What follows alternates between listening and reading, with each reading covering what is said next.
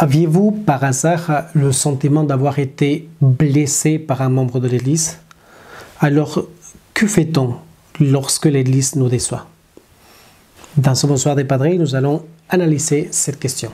A tout de suite.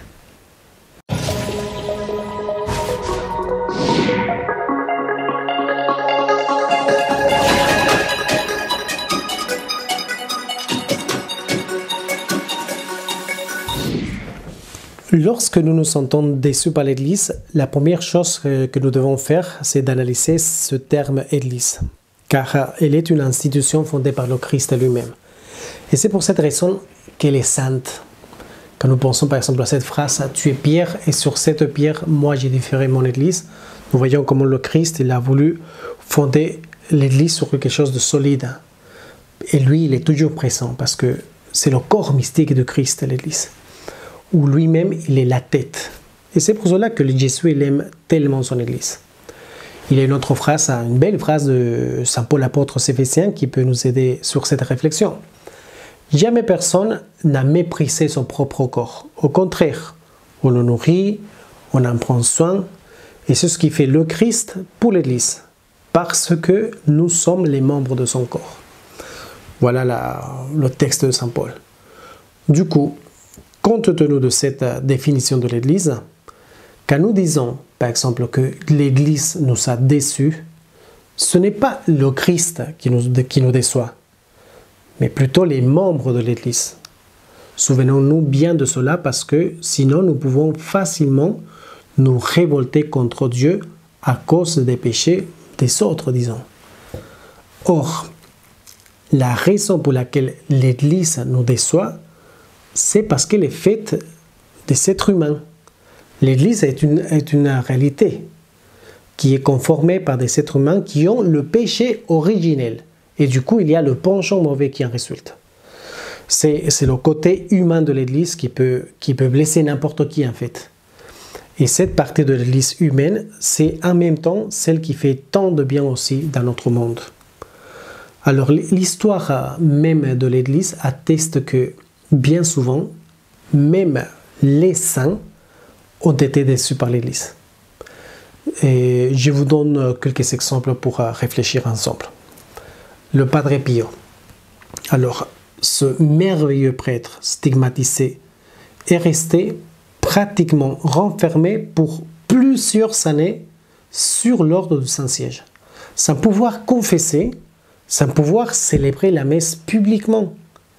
Et depuis le moment où il a reçu les stigmates de la part du Seigneur, et jusqu'à sa mort, Padre Pio n'a jamais quitté la petite ville où il vivait, San Giovanni Rotondo. Jamais. Vous voyez comme il a souffert à cause de l'Église à cette époque. Pensons à Saint Alphonse Marie de Liguori, ce saint italien, que maintenant il est honoré bien sûr comme un docteur de l'Église, mais lui, il a été forcé de quitter l'ordre que lui-même il avait fondé, les Rédemptoristes, afin de pouvoir supprimer l'ordre. Et lui, il n'était pas autorisé à célébrer la messe dans les états pontificaux, au-delà du fait qu'il était évêque. C'est quelque chose d'incroyable. Persécution aussi contre lui. Pensons à Sainte Jeanne d'Arc, qui a été brûlée vive par la sentence de l'évêque de Beauvais et de 11 théologiens. Alors comment se fait-il que l'Église du Christ nous déçoive? Alors la question qui est évidente, mais comment cela se produit en fait? Dans une Église qui a été fondée par le Christ, alors nous trouvons la réponse dans les évangiles. Qu'ont dit par exemple des apôtres? Comment les apôtres sont-ils comportés envers le Seigneur? Est-ce qu'ils ne sont pas manqués à Jésus alors que lui, il avait plus besoin d'eux? Le jour même où il est consacré prêtre à jamais, au dernier repas, ce même jour, dans la nuit, ils se sont enfuis. Jésus a ouvert son cœur pour consacrer, pour la première messe, pour l'Eucharistie, et ils ont trahi le Seigneur. L'Église est construite par des milliards de personnes qui supportent les conséquences du péché originel. Il y a beaucoup de maux causés à cause du péché. Et cette immense quantité de gens font des choses extraordinairement bonnes. Mais certaines de ces personnes peuvent faire des choses extraordinairement mauvaises. Alors si l'Église catholique elle est véritablement l'Église du Christ, vous devez vous attendre à voir les plus grands saints et en même temps les pires pécheurs dans la même Église, à cause du péché originel. Alors quel est notre problème? C'est que nous avons la tendance à voir plus facilement le mal qui est fait par certains membres de l'Église, et à ne pas voir le bien énorme qu'ils font la plupart des gens qui font partie de notre Église. Nous le voyons souvent dans les médias, vous allez voir plutôt les scandales que le bien qui fait l'Église ailleurs. Alors qu'est-ce qu'il faut faire en fait face à tout cela?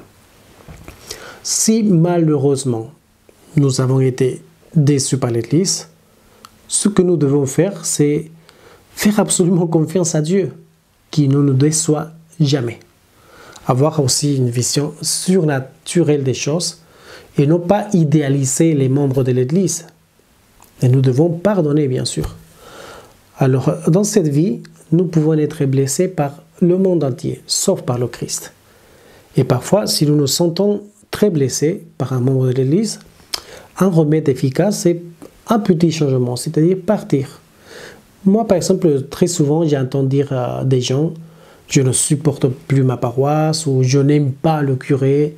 Je n'aime pas les gens de cette église, je ne me sens pas accueilli dans cette paroisse. Enfin, si c'est le cas, changez. Prenez votre voiture et cherchez une autre paroisse. Je ne pense pas du tout qu'ici en France, il y ait des problèmes de transport. Déplacez-vous en voiture, en vélo, en cheval si vous voulez, à pied, peu importe. Cherchez ce qui pourrait vous convenir et vous aider à guérir s'il y a ce type de blessure. La seule erreur que je vois, est fatale, c'est de quitter l'Église uniquement parce qu'on a été blessé par un membre de l'Église. Là, c'est bête. Notre Église est déjà suffisamment blessée pour créer nous-mêmes plus de divisions. L'Église, chers frères et sœurs, brûle des quatre côtés. Et nous devons agir. Si nous voulons changer notre Église, nous devons commencer par nous-mêmes. Le changement et la conversion commencent toujours par soi-même. Alors nous devons nous battre bien sûr pour jour après jour pour que notre Église soit telle que le Christ l'a voulu. Une sainte catholique apostolique. Et nous, dans une Église où nous soyons tous un, une unité absolue.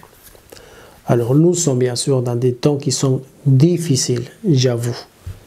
Mais alors, demandons au Seigneur de nous aider à accepter et à pardonner les erreurs et les blessures des membres de l'Église. Et qu'il nous aide aussi à servir notre Église sans rien attendre en retour. Aide-nous, Seigneur, au milieu de toute cette confusion, à croire en tes paroles. Et j'aime beaucoup aussi dans cette réflexion de surtout viser pour essayer de guérir aussi à l'intérieur de nous s'il y a eu des scandales ou des blessures intérieures, de voir plutôt tout le côté positif de l'Église et tout le bien que l'Église fait de partout. Souvent, on a cette tendance, non, les Internet, les médias et ce monde anticlérical joue un rôle important, non, de voir surtout l'aspect négatif de certains membres de l'Église qui ont fait du mal. Mais ne voyons pas que ça. Et allons ailleurs, en fait. Regardons tout le bien qui est accompli par les membres de l'Église. Tout le bien qui est fait de partout. Les missions qui se réalisent de partout. Le bien qui est fait ici dans notre paroisse, dans toutes les autres paroisses, dans notre diocèse, dans tous les diocèses du monde. Il faut semer le bien. Il faut faire du bien pour que notre Église soit parfaite. Et puis, n'oublions pas les dernières paroles du Seigneur. Moi, je serai avec vous jusqu'à la fin des temps.